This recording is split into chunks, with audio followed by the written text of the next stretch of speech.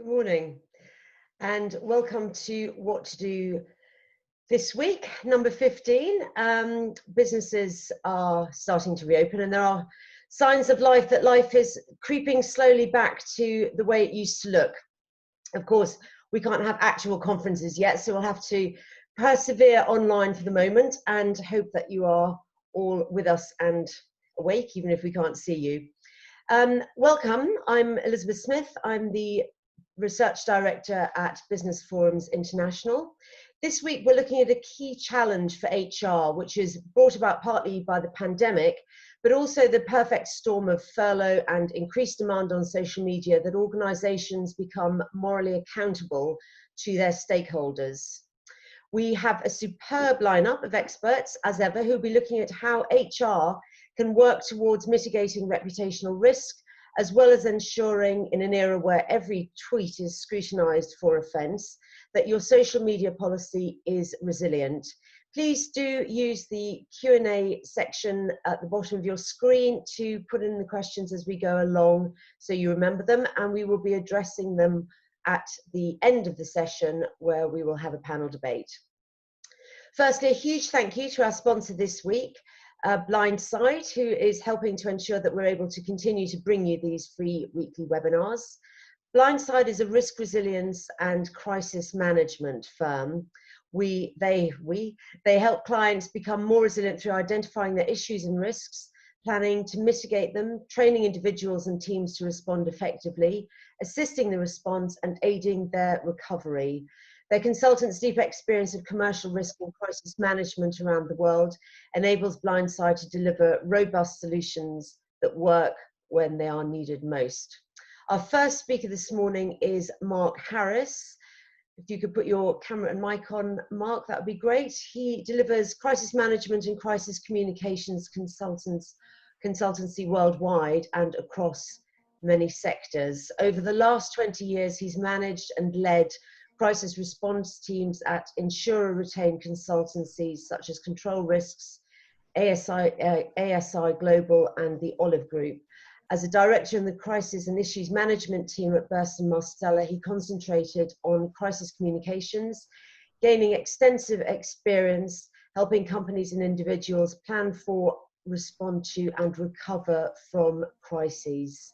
Today, Mark's going to be talking about the foundations to reputation resilience. He will present a case study and look at outlining an HR action plan. Over to you, Mark.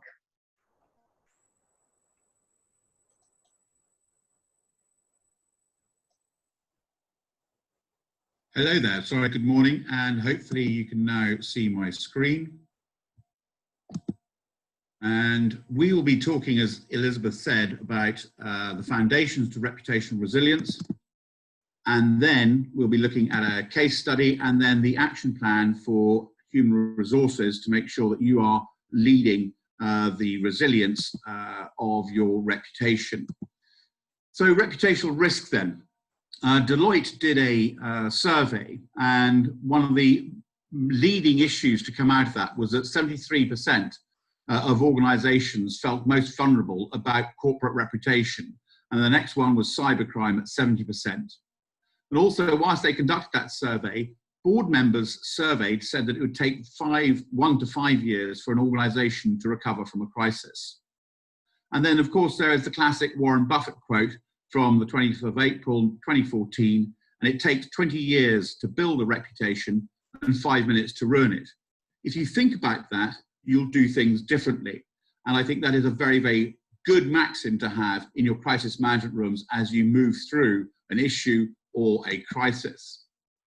So reputation then is estimated to account for approximately a quarter of market value. Now, on average then, organisations can lose a third of market share by responding to a crisis or issue poorly. And we'll look at that a little bit later on.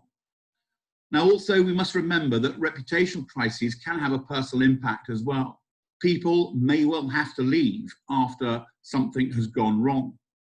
And of course, there is the maxim as well within the English language of an ounce of prevention against a pound of cure.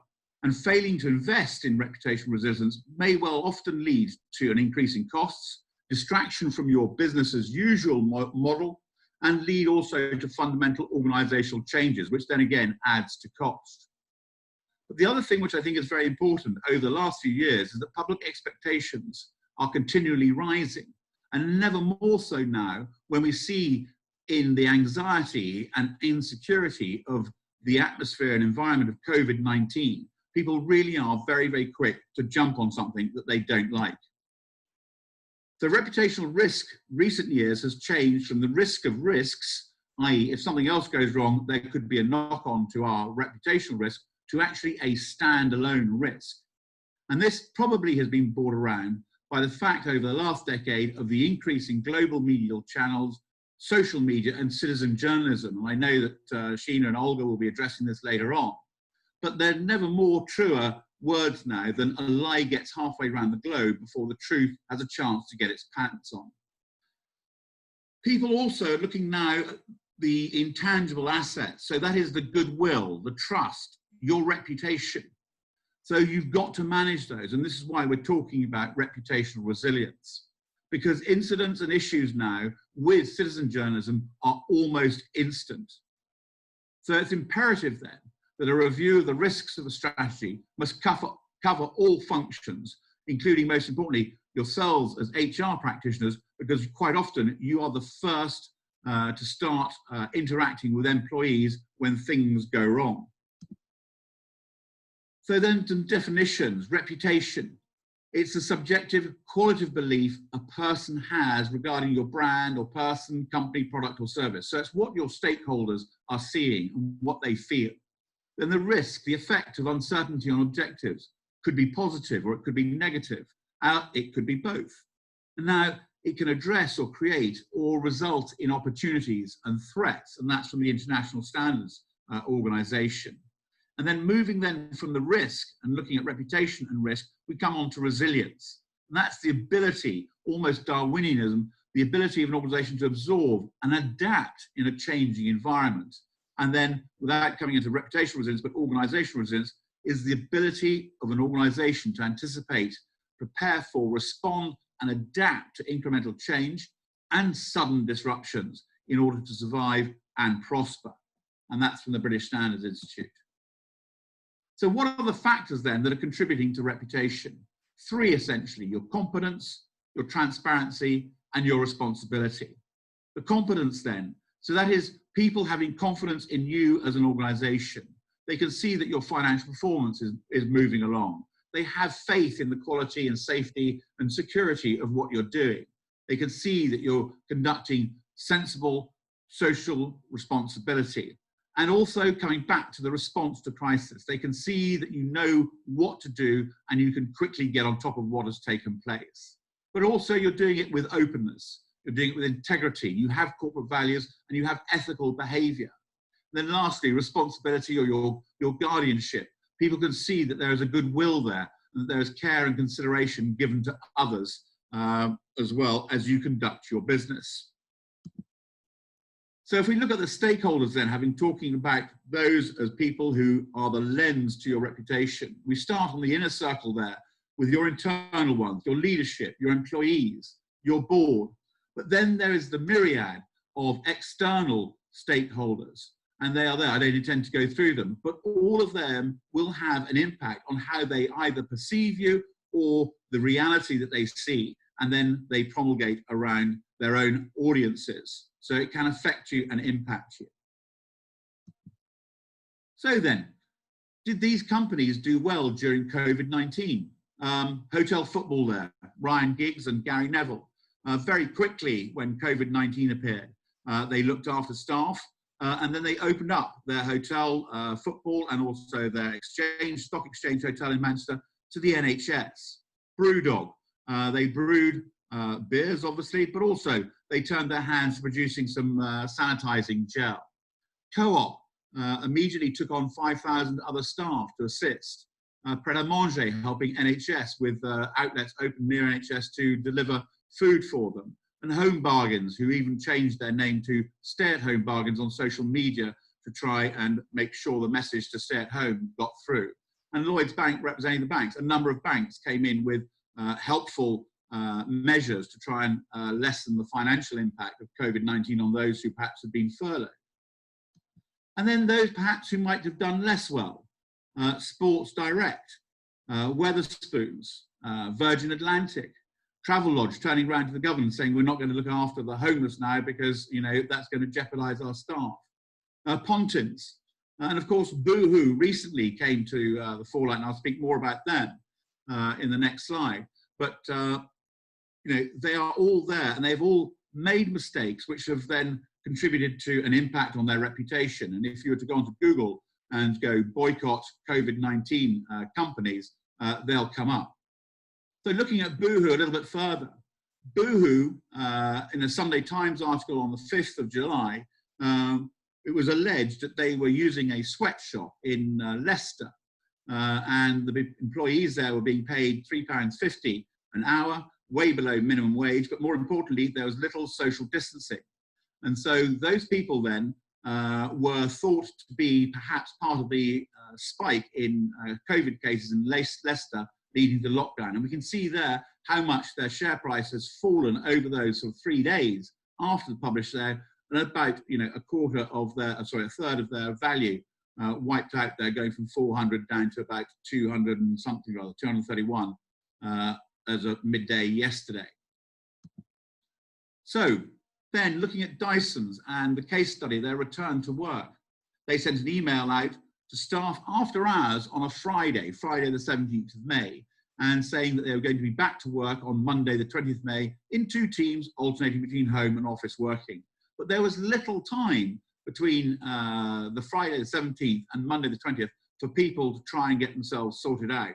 And there was a lot of kickback. And so on the Saturday, the 19th of May, they then sent out an email saying that the proposed return to work would not take place. All of this boiled up into The Guardian and other publications and became a negative story. Now, the issue here is that those negative stories overshadowed some excellent positive stories. The work on the Dyson ventilator, okay, not used, but they had 450 people working on campus safely. They maintained full salaries and benefits. They didn't furlough staff, and they had no COVID-19 financial assistance. So all positive stories, but overshadowed by that one sad mistake when they didn't think through the amount of time required to get people sorted. And so what needs to be in place then for the resilience? You need to prepare. So look at the scenarios, the anticipation, the detection. Look at the prevention. Can we preempt something? Can we minimize the impact? Can we mitigate it? And responding, crisis management framework, your contingency plans, stakeholder analysis and communication plans, and then recovery, debrief, learn the lessons, communicate that you've learned those lessons, implement new processes. And then what can HR do? HR must be on the crisis management team. HR needs to be heard on all people matters. And the HR action plan should be at the initial meeting of any new course of action, assess the impact, review the impact against values, ethics, law, and the breakfast test. How will I feel tomorrow morning when I'm looking at my children over breakfast about what we've just done? And then ensure measures are in place to mitigate and minimize that impact, and that there is two-way communication. And so drawing to a close then, ensure all staff are aware of reputational risk and adhere to the ethos, values and behavioural norms required to give you that reputational resilience. Review the strategies and action plans against risks leading with reputational risk, and take into consideration how stakeholders will view your actions. And if you need it, please do give us a call. Thank you for your attention, and back to you, Elizabeth. Thank you, Mark. That was fascinating. And if you have any questions for Mark, please do let us know, and we will be addressing those in the panel discussion at the end. If I could ask you to stop showing your screen, Mark, that would be great. Will do, certainly, yep. And our next speaker this morning is Sheena Thomson. Sheena is an accomplished issues and crisis communications advisor. She has 30 years UK and international experience in strategic communications, media relations, reputation, crisis and issues management, particularly in high visibility situations.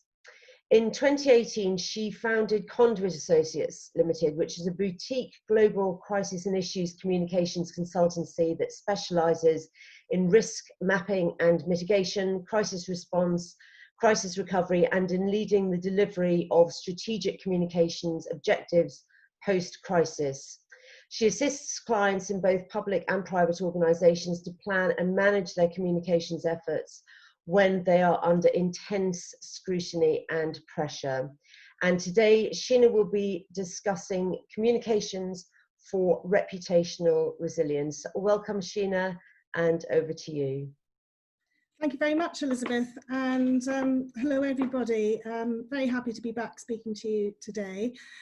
So today I'm just going to screen share. Here we go. Okay, can everybody see? Yes. Yeah. Good, okay. So today I'm going to talk to you about communications for reputational resilience. And by that I mean all the things you should be considering and constantly thinking about and reviewing, and perhaps one or two other ideas as well. I'm happy to take questions right at the end once the last speaker has presented. Okay. So my motto is getting it right is everything, and I tend to get involved in scenarios where that is very much the case. It usually involves people. So what I want to do just here is just go through a story which appeared last week where they didn't quite get it right. And this was the BBC who announced some redundancies as a result of a restructuring, and very quickly this appeared on Twitter, and this is actually a screen grab of somebody sitting at that meeting as he was being told that he was being made redundant because his department was being let go and disbanded. And he was a journalist, so you'd think that the BBC might have put in a few more protocols in place. And as you can see, the story broke the morning of the 2nd of July. This meeting took place at some point after the story broke. And he very quickly got 105 tweets. Oh, I don't know what's happening. It's all going a bit fast for me. So just to go back, and if you did want to read a bit more about that story, the link is there. But it just goes to show that even when you are, you think you've got a very robust plan, very small things can go wrong, and it's online. I think this is the first time I've ever seen a social media story break by a member of staff as they're in the meeting, getting their fate explained to them. So that's obviously something which is a real flag for people here. So what am I going to talk about to you today? Well, these four main items, which is the problem, identifying the reputation issues early and what that involves, the people, their mindset and reaction, because that's critical when it comes to formulating your narrative and how it's delivered. You've got your resilience, and that's your your standard mechanisms that you've got in place and what you need to be doing to make sure that that is very robust and that you are indeed resilient. And then when things get really, really intense, what other levels of protection you have from outside of the organization. Okay, oops. So first of all, identifying the reputation issues early. The main takeaway from this slide, this is about what I call leaky sieve syndrome. So you've got a flow of information constantly running around the organization, the news, your staff, wherever it is. It's really, really important that when it comes to that information that you have some kind of funnel or mechanism in place. So the information is not so much controlled, but it's managed. There will be holes, but it's just really finding out where those holes are as soon as it happens. So first of all, where are those holes or potential holes? Well, sources of information and gathering touch points, as I call them, board meetings, just your regular day-to-day meetings that you're having at the moment. That all contains information which over time you become quite immune to. It's just routine stuff, but actually at the back of your mind, you should also be thinking, well, what happens if, where's the risk if this gets out, or if it's not handled properly. You've got your risk register, which is fairly standard in all organisations. That is obviously a live document, and as things develop, make sure it's populated in there. You've obviously got your line managers and staff meetings. A lot of information comes out from these sources. And of course, you've got your usual, water cooler internet messaging, what people are saying on the ground. That's really important. And the sort of things they might be talking about at the moment, and I know Claire's going to talk in a bit more detail: employee safety at work, commuter concerns, threat of redundancy, and furlough payments. These are all the sorts of things that you should be just keeping what I call a weather eye on. The other thing you should be doing is examining and understanding the reputational risks and consequential impacts. So quite often, particularly in the case of COVID, something happens and then that sort of trips off a few other things. So you just need to be aware of that.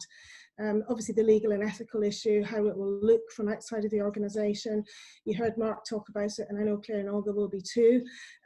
You also need to think about how it impacts the trust and confidence in your organisation, and how are the main people that have a stake in the success of your organisation, how will they trust you as a result of what you're maybe doing or you're going to be announcing?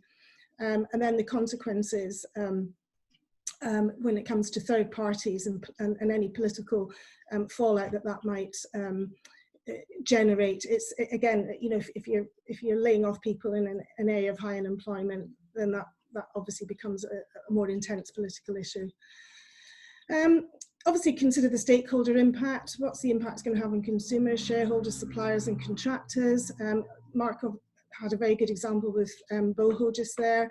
And finally, what I call the assert and alert approach is something you absolutely need to be considering. So who else is involved in the problem and the solution? So out with your immediate network, who else might be talking about this and have something to say about it? And obviously that in fact impacts the message positioning and posture that you take internally and externally. Okay, so you might think, well, why bother?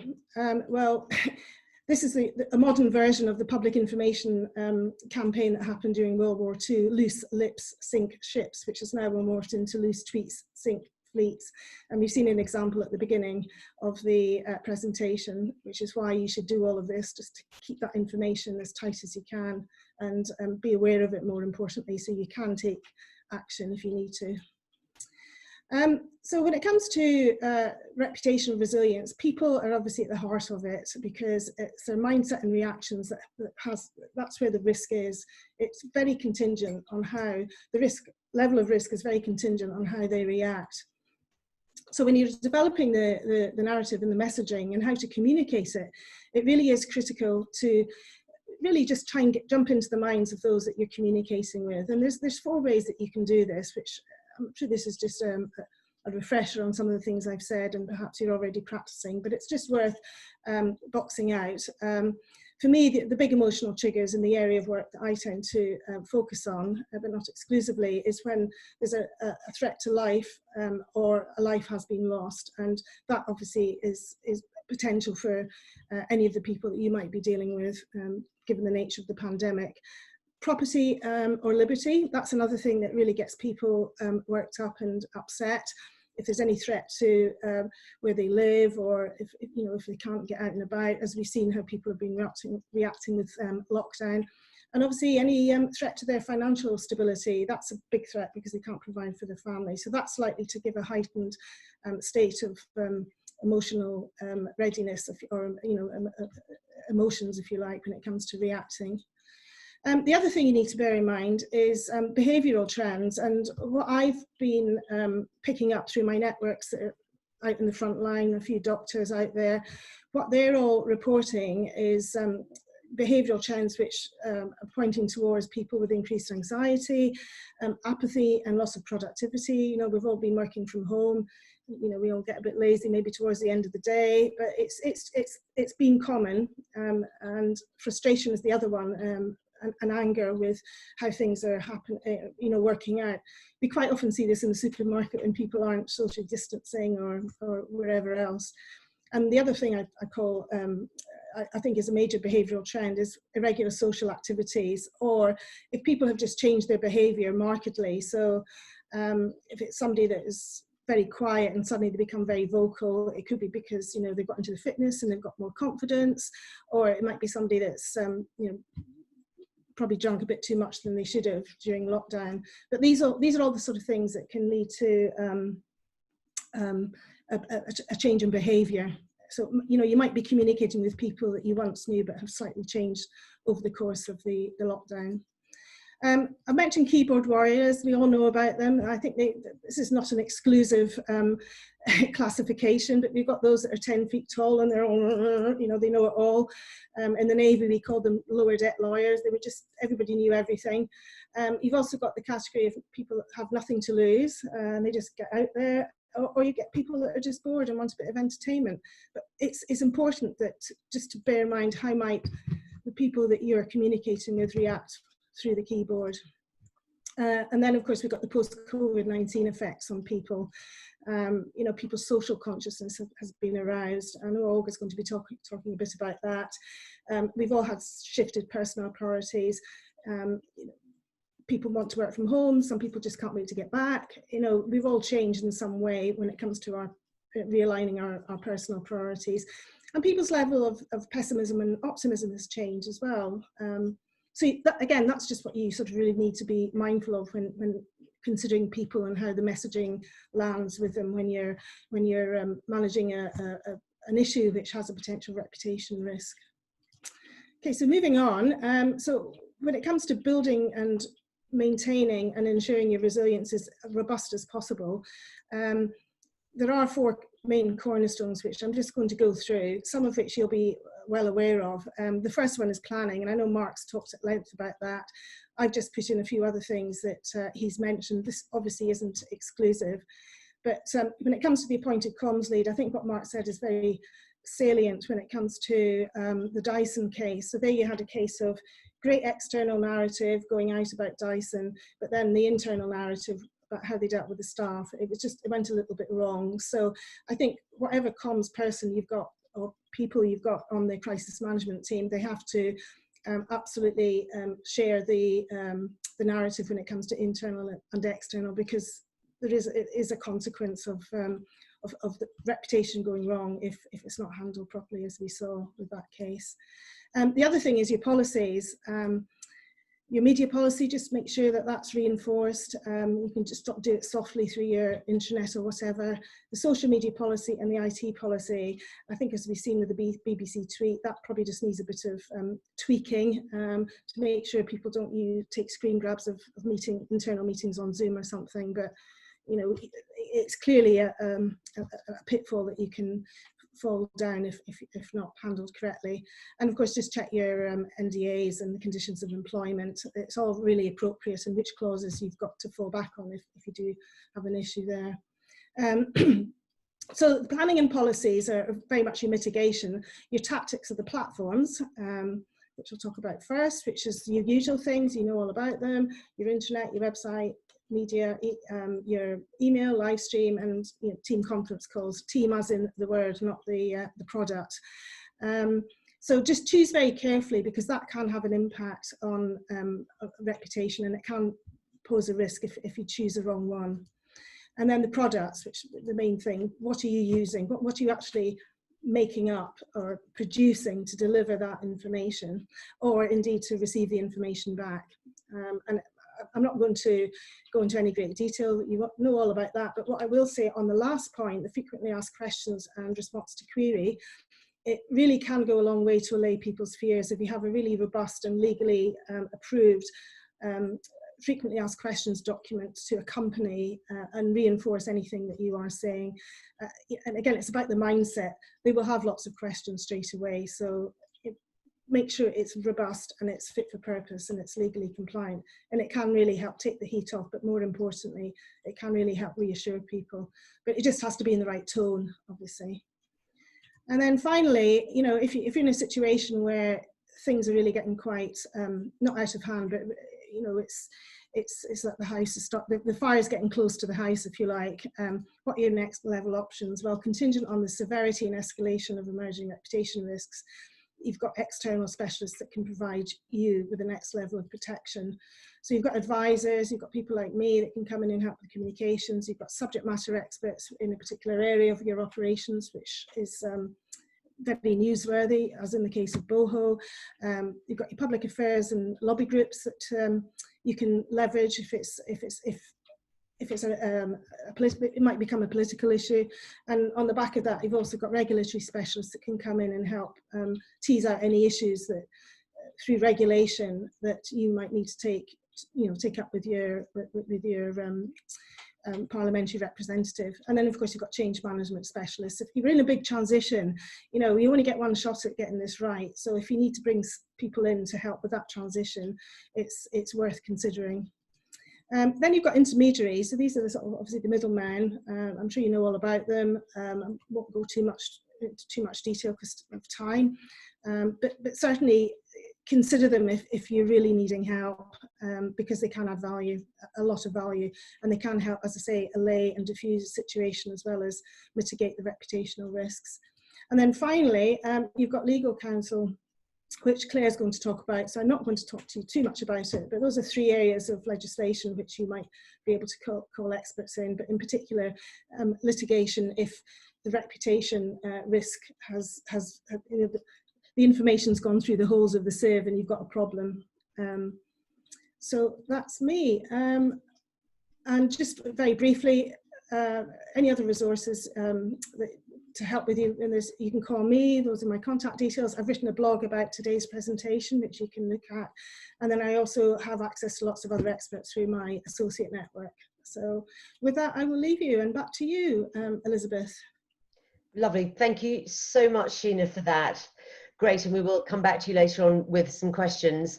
I'm going to ask Claire Gill to put her microphone and camera on just now. Claire is a partner with Carter-Ruck. She's a litigator specialising in defamation, reputation management and privacy law, and in commercial litigation too. She is listed as a leading individual in the Chamber's Guide to the Legal Profession, which has described her as extremely pleasant to work with, stays calm in a storm, and is sensitive to the matters at hand, which is lovely. And today Claire's going to be talking to you about legal remedies to protect your reputation. And Claire, if you want to put your camera and mic on now, that would be lovely, so we can see you. Yes, I have put my mic on, and the camera unfortunately is saying that the host has stopped sharing. Okay, well, we can hear you, so if you want to start with your presentation, I will see what the controls are. Yes, and I hope everyone can see my we can slide. See them, absolutely. Excellent. Okay, well, good morning, and hopefully you will be able to see me shortly. I'm going to talk about legal remedies which may be deployed to protect reputation in times of reputational crisis. And much of what Mark has said and Sheena resonates with the work we do. We very typically work alongside PR and comms advisors in situations of crisis management. And unfortunately, the pandemic has given rise to a particular set of challenges, reputational challenges. And so I thought I would frame what I'm going to say around a scenario which is drawn from a number of examples. Some of them Mark mentioned, and you'll recognise these types of issues that have appeared in the press. So the scenario is that in order to manage the financial challenges of lockdown and downturn in trade, your company has had to take a number of measures, including furlough of staff and redundancies. Disgruntled staff have started commenting on social media on these issues and about working conditions and safety at work. A journalist has started trying to approach staff, clients and customers for comments about allegations published online. So what do you do in that scenario? And Mark has mentioned, and Sheena, the importance of planning, and part of planning for a crisis is to identify the areas of reputational risk, and all of the scenarios that Mark has mentioned. I've listed some here, stories about risks to employee safety, employees being forced to travel or inadequate safeguards in the office environment, perhaps the story about an immoral or excessive use of the furlough scheme and the use of public funds to shore up businesses, or concern from investors and customers arising from allegations that the company is in a weak financial position. Or the story may focus on a potential leak of confidential information, perhaps financial or commercially sensitive information related to customer and client relationships. All of these are realistic scenarios that you might have to consider. And so in the crisis management meeting, you need to be aware of the legal landscape and the potential to escalate the measures that you're taking to a legal complaint in conjunction with your PR messaging. So in the scenario that I've given, the focus of a complaint might be against an employee or employees, or potentially to news outlets, either before or after publication. And when considering whether to escalate things to a legal action, you have to consider the relative risks of taking that step, and in particular whether making a legal complaint in fact risks encouraging more adverse coverage. And in assessing the risk, you have to weigh up how serious the allegation is and what damage to reputation would be caused by publication. And you've seen from what Mark has said that the risks to reputation. I'm going to mention the two main causes of action that we as lawyers focus on in terms of protecting reputation. I don't have time to go into too much legal detail, but most obviously, firstly, defamation, which relates to the publication of allegations which have caused or are likely to cause serious harm to reputation. And in the case of a company, you have to show a likelihood of serious financial loss, but we've seen that you can frame a legal complaint by referencing the inevitable consequences of publication of false information in terms of deterring customers from using services and the financial downturn that would cause. And the defences to a defamation claim include truth, honest opinion, or publication on a matter of public interest. So obviously when you frame a complaint, you have to bear in mind the defences upon which a potential defendant, whether an employee or a newspaper, might be able to rely. And the other cause of action to be aware of is a potential claim for breach of confidence. Obviously, an obligation of confidence should arise from a contractual relationship with an employee, but it also arises in relation to the threat of publication of confidential information in the press. And the main defence to a breach of confidence claim is a public interest defence. For example, the exposure of wrongdoing, and you will have seen examples in the press of leaks of quite explosive information, which is obviously confidential, but where a newspaper would rely on a public interest defence. And in extreme situations where there is a threat of publication of highly confidential material and a clear obligation of confidence, you can consider applying for an injunction to prevent publication of that material. Injunctive relief is a high octane strategy. It carries risks. If it backfires, the story becomes the attempt to get an injunction and failing, but it is a very effective remedy in extreme situations.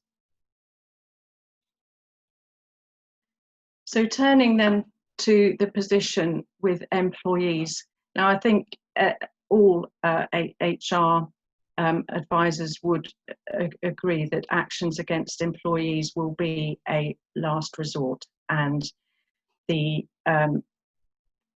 policies and plans that Sheena mentioned that should be put in place, by far the best strategy is prevention, and making sure that there is effective communication with employees about changes, good policies in place concerning social media usage and so on, all of which can mitigate against the risk of employees publishing adverse material online or leaking confidential information.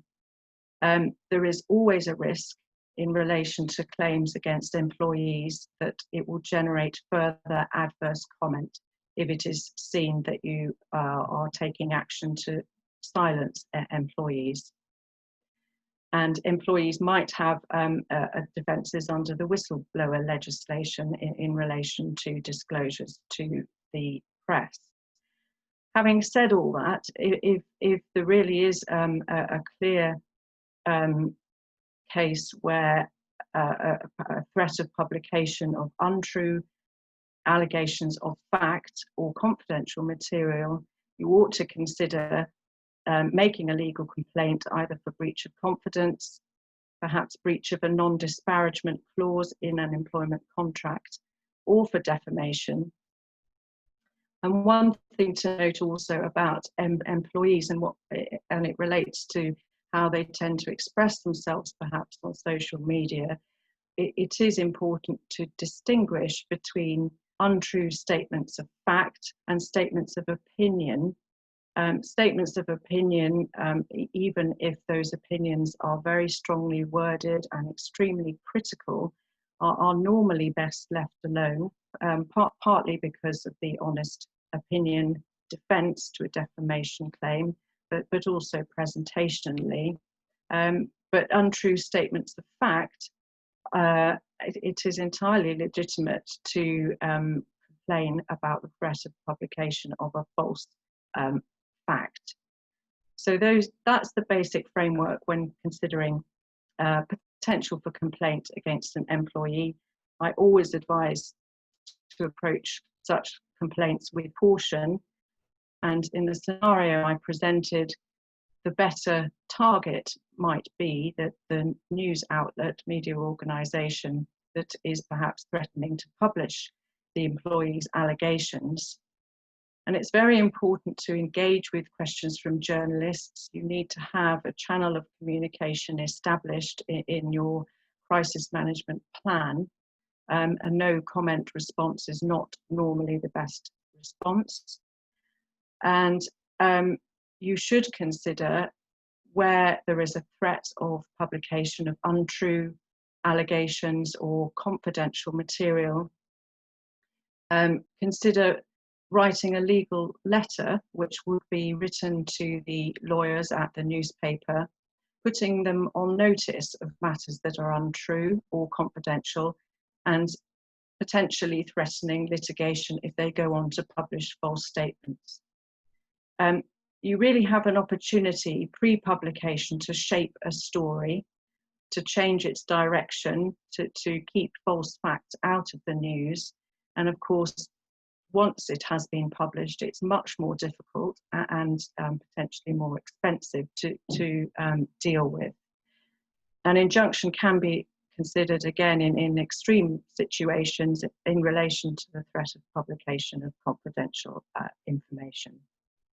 Rarely, it's very rare to get an injunction in relation to the threat of publication of libelous material. So I hope that's given you a flavour, an overview of what you might be able to do, and I'll hand you back to Elizabeth. Thank you. Thank you very much indeed, Claire. And so you don't remain an international woman of mystery. It's the sort of webinar equivalent of turn it on and turn it off again. If you go back out and come in again, hopefully we will be able to see your face during the panel discussion later on. And of course, here you are. Hello. Of course, anyone has any questions for Claire, she will be joining us at the end to respond to those. Thank you, and thank you again for that presentation. And our final speaker today is Olga Ivannikova, who's the director and founder of Private Goodness, which is an award-winning corporate responsibility and inclusion consultancy in London. Welcome to you, Olga. Hello, thank you very much. Training and consultancy on corporate responsibility, inclusion and unconscious bias, online ethics, and how to improve your reputation and relationships. And today she is going to be addressing the issue of post-lockdown corporate social media challenges and policy. Thank you, Olga. Thank you so much, Elizabeth. And thank you, Claire and Sheena and Mark, for your excellent presentations this morning. It's been so interesting, and I've already learned a lot. I'm going to focus on social media. Although I'm a corporate responsibility consultant, I've been noticing that the way our companies are judged are not by our annual corporate responsibility reports, but by our daily social media presence. And I think Mark said before, you can get a lot of things right, a lot of really important things right. But if you get one tweet or one email wrong, the consequences can be unfortunate. So it's something that is good to focus on. Deloitte, and again, Mark quoted a report before, said that social media is a domain for building or destroying reputations, because there are so many opportunities, but today we're talking about risk. Because when you post online, you don't just talk, we're not just talking to each other, right? You're talking to the whole world. And if you're talking to the whole world, that requires a little thought. And again, also when you're talking to somebody at a party, I don't know if you remember parties, your friends might forget what you said. The internet never, ever forgets. And we now live amidst a cancel culture. And what you don't want is for your brand to be cancelled. And J.K. Rowling and others yesterday signed an open letter saying, please, can we not have this cancel culture? It's so toxic. But I think it's going to go on. And on the internet, there's very little forgiveness, unfortunately. I'll just tell you, I'll go very quickly through 3 examples about things going wrong online. And one is by Elon Musk. On the 1st of May this year, at 4 p.m., he tweeted, Tesla's stock price is too high, IMO. IMO's in my opinion. So that's 7 words or 9 words if you count IMO as 3 words. The next day, Tesla's stock stumbled more than 11%, went down by 11%. So by noon, the day after that tweet, it's reported that Mr. Musk has wiped out $16 billion out of his own company's value with one tweet. And I'm not necessarily saying that an HR professional in his organization could have written a social media policy that would have stopped Mr. Musk from saying what he wants. But I hope that this does illustrate the importance of what you say online. The second example is by CrossFit CEO Greg Glassman, who tweeted 2 inappropriate tweets about the brutal murder of George Floyd that shocked the whole world. I'm not going to repeat what he said, but Adidas has seen it and has seen the backlash to that tweet. Adidas also owns Reebok, a huge company. And shortly, they issued a statement saying that they're going to stop working with CrossFit. And now Mr. Glassman now resigned.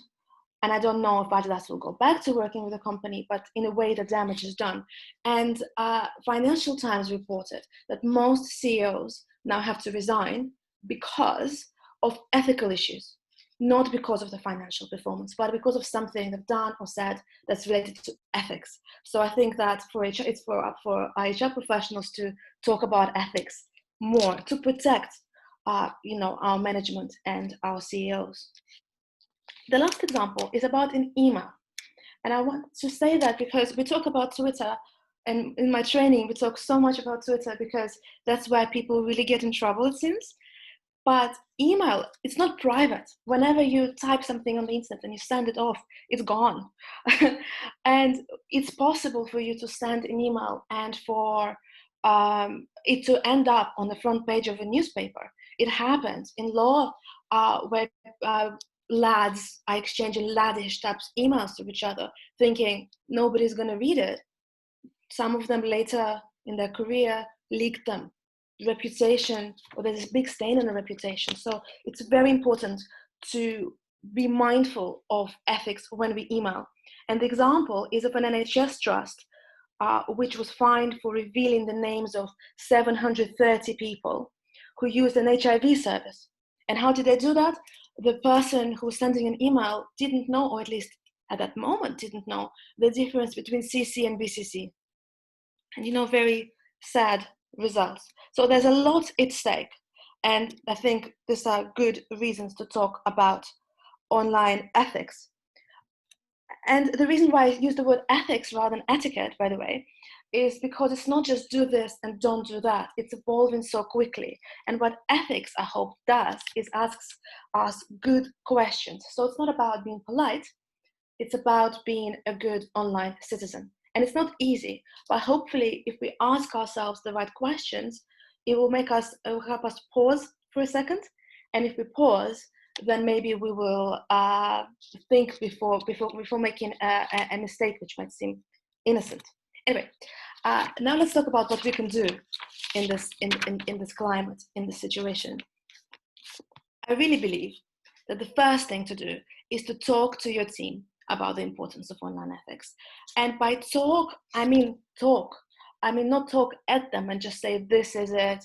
If you say this, you will be fired, or you'll have a disciplinary or something.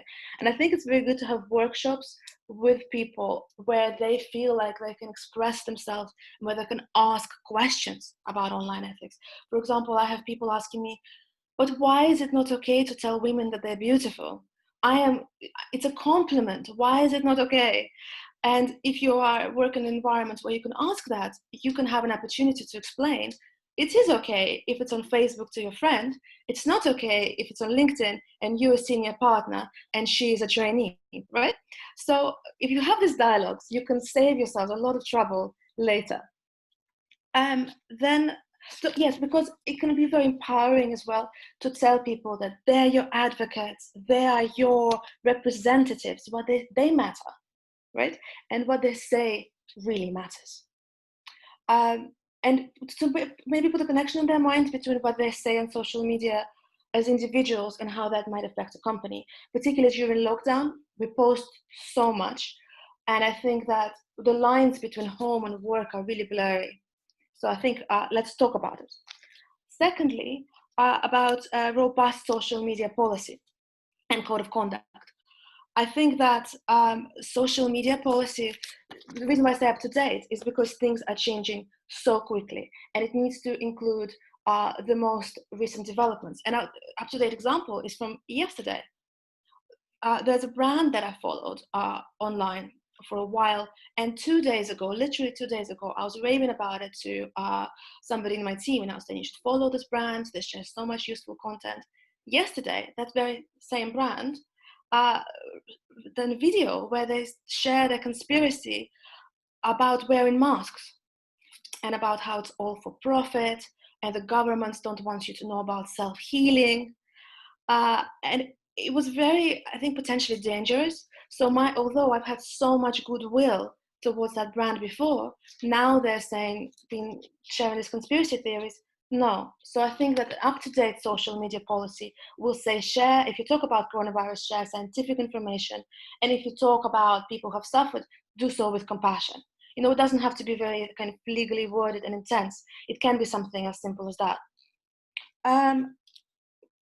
Not time to say that how to do things, if you share, if everyone who works for you knows your brand values, because often CEOs and management and the HR team know their brand values, but it's important that everybody knows them and considers them before sharing anything. And about social media policy, it's very important that it's up to date and it's reviewed every quarter at the minimum, and that it's inclusive. So when you have it, share it with your team, share it with diverse stakeholders and ask them for their input, because you or I on our own, we won't be able to get this right. We need a team of people who can help us with this. And then a plan for when things go wrong online, you know what will happen? It happened to me. I teach ethics for a living, and I make mistakes because online interactions are difficult. It's not, we don't have a benefit of social cues, we don't have body language, so things will go wrong, and you need to prepare for them by doing scenario analysis, and also for when things go wrong and when things are in the gray area, how you'll respond. Have a think about this. I really liked what Sheena said earlier about thinking who else is involved in the problems and solutions. And I think it's a very important point, because when the internet it feels like the internet is against you, or somebody's saying cancel your company, it can feel really lonely. It can feel like, oh, everyone is against me, I don't know what to do. But loads of people there, all the experts who you have on the webinar today, and your fellow HR professionals will have been in the situations and know something about this, or be able to at least be empathetic. So if something happens, some kind of reputational damage, I would really encourage you to reach out to other professionals who will be there for you. So you don't have to feel lonely in this situation. I think that's all from me. And I'm just going to say, please stay in touch. I think that Elizabeth is going to share our slides later as well, but do follow me on LinkedIn and Twitter as well. Thank you so much for your time. Thank you, Olga. That was fantastic. Lovely. And if I can ask your fellow presenters to put their mics and cameras on too, then we will take some questions. And while we do that, also, I have a poll for you to answer. There we go. And I've got a couple of dates for your diary. The 15th of July, which is a half-day conference on working with your unions, and we brought forward our annual Inclusion and Diversity Conference to run online on September the 23rd. So we have a question, first of all, Mark, for you. What is the role of representative bodies, e.g. business organisations, chambers of commerce, trade associations, in managing and boosting the reputation of their members and of the business community in general? I think they play a very, very important role. Where there is something which is collectively impacting an industry sector, then it is very useful for you to have a body which is looking after your interests, who can then take that on and be the one voice going forwards from that point of view. But I think also they play a very important role as well in actually singling out those members within their organisations who may have got something wrong. And so, I think again there, they play a very important role.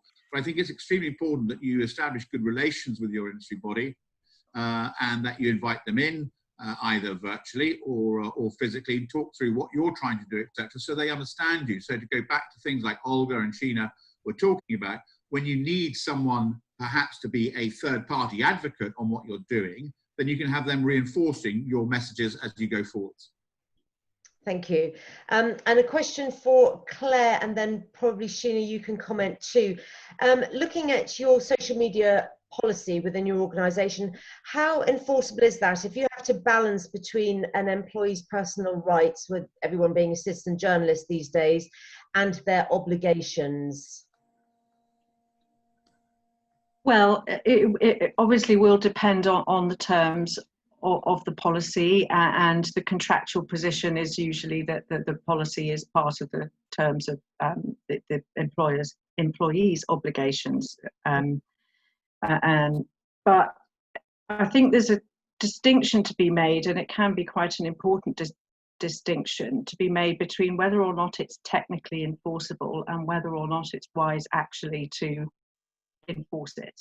Because there is, as I mentioned, a potential PR downside to being seen to be taking measures to enforce, for example, non-disclosure clauses. I mean, that's been quite topical.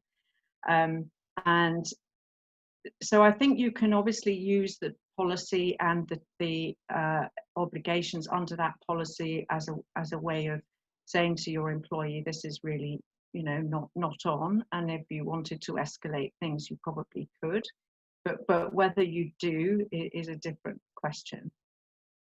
Thank you. And do you want to add to that, Sheena? Yes, I think the point on enforcement is very important. It is a policy, it's not a law, it's not legislation. How you enforce that policy, moreover, how you monitor the use of your staff social media accounts is another issue. But I think what's important is that staff are engaged in the journey of the brand guardianship, and it's going back to what Olga said about having the brand values. They should be front of mind whenever staff are tweeting or sharing on social media anything that can erode those brand values, and of course the consequential reputation risks. But the other point is, I completely agree with Claire. Sometimes don't go in with a sledgehammer. Sometimes it's just a conversation that needs to take place, and then contingent on what's in the conditions of employment, it's whether or not you decide to take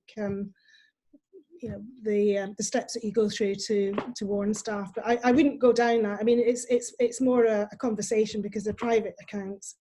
The sticking point is when those brand values and that reputation is eroded through those private accounts. That's the key point, and that's the skill of the managers to enforce the policy.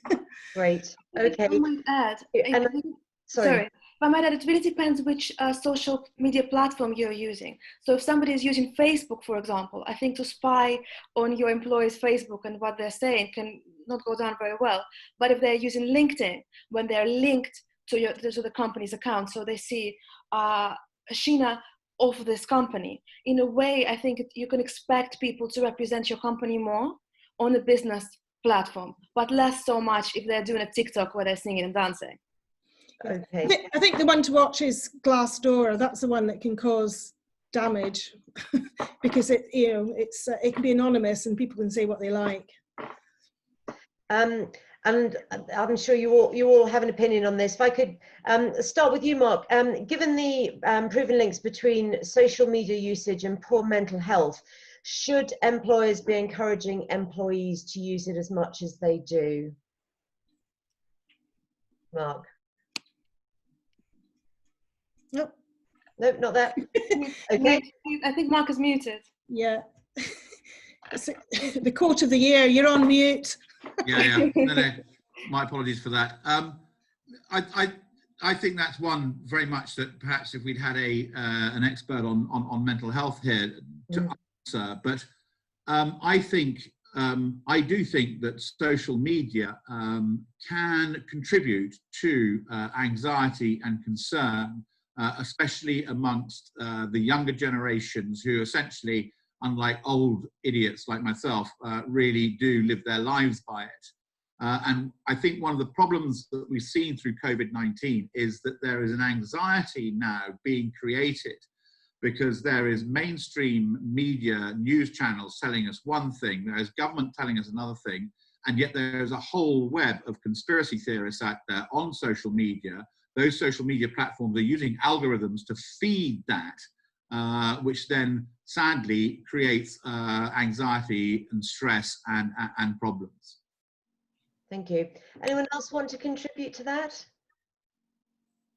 I think it's very much a personal decision, and I think we all have mechanisms in place where you think, I just need to get off there, I'm getting too angry or I'm getting too worked up or whatever.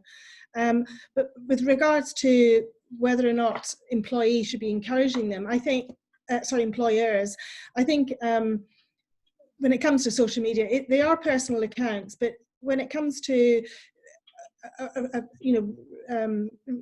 using social media that's coming out of the company or the organization, just make it very clear, really, what you're, it would be great if you could engage. We're just trying to reconnect with our customers, whatever it is. It can be part of the internal comms campaign, but I think the framework on which you'd like them to engage in has to be clear if it's that sort of a activity. If it's personal activity, I think you can't really influence them. You can just give them guidance on mental health issues, as I'm sure a lot of people are doing so, what to watch out for in lockdown type activities. I think it's increasingly difficult because Claire will know more about lawyers, but our jobs are becoming not just to do fee earning, our lawyers' jobs, but also to do business development, right? Everybody's job is to win business. And so a lot of companies are telling their people to be on LinkedIn and to share stories. So there is this, there's more pressure now to do business development work.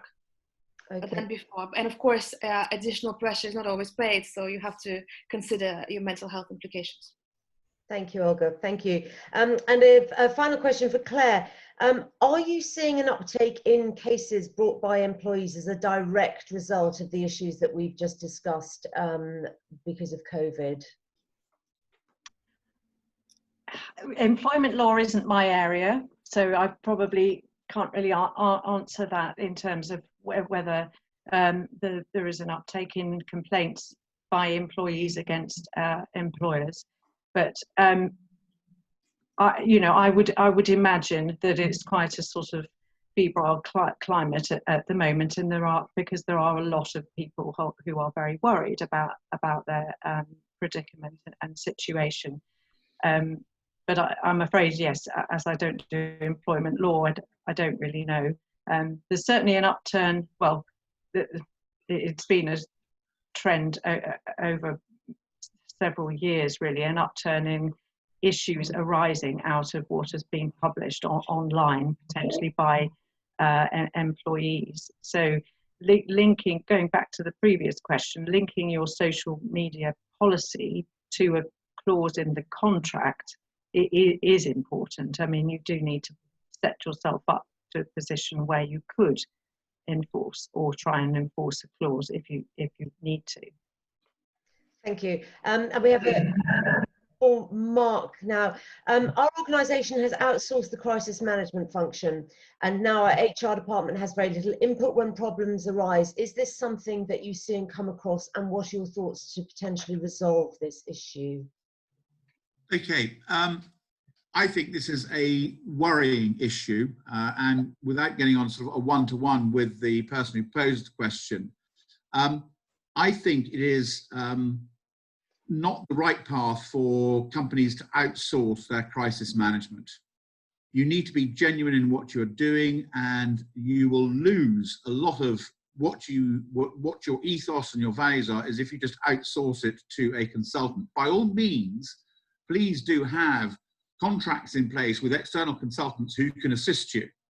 So if you are going into the law of public opinion, or you're going to the court of public opinion, have your PR people with you. If you're going into a court of law, have your lawyers with you.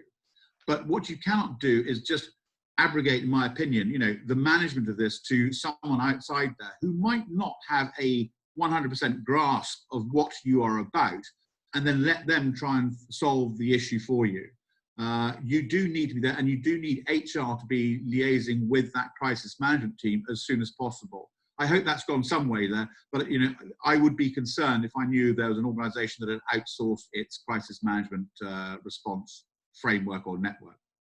Okay, thank you.